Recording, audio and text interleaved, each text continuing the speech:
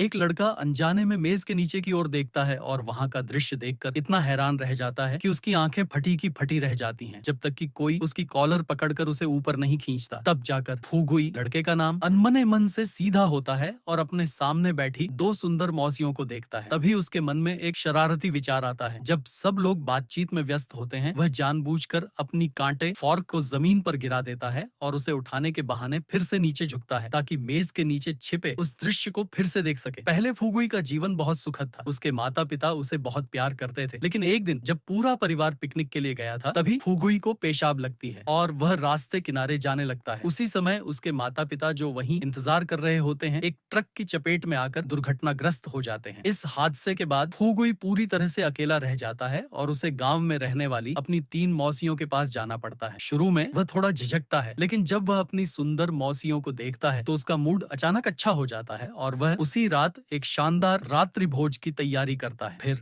वही दृश्य होता है जो शुरुआत में दिखाया गया। सब खाने पीने के बाद मौसियाएं उसे एक पहले से तैयार कमरे में ले जाती हैं। फुगुई को इस बात का जरा भी अंदाजा नहीं होता कि ये तीनों महिलाएं अंदर ही अंदर कुछ और ही सोच रही थीं। और फिर उसी रात कुछ अप्रत्याशित घटता है। अगले दिन दूसरी मौसी, जो एक दर्जी होती है, फुगुई के लिए कपड़े सिलने की बात करती है, लेकिन जब वह अपने जवान हुए भांजे को देखती है तो उसकी आंखें हैरानी से फटी की फटी रह जाती हैं। तीसरी मौसी भी पीछे नहीं रहना चाहती। वह सबके सामने ही फुगुई को अपने कमरे में आने का न्योता दे देती है। जब से फुगुई वहां पहुंचा है, तब से पहले आपस में बहनों जैसी रहने वाली मौसियां अब एक दूसरे की दुश्मन बन चुकी हैं। वे सब फुगुई को पाने के लिए अलग अलग तरीके आजमाती हैं और एक तरह की तीनों नायिकाओं की जंग जैसी कहानी शुरू हो जाती है।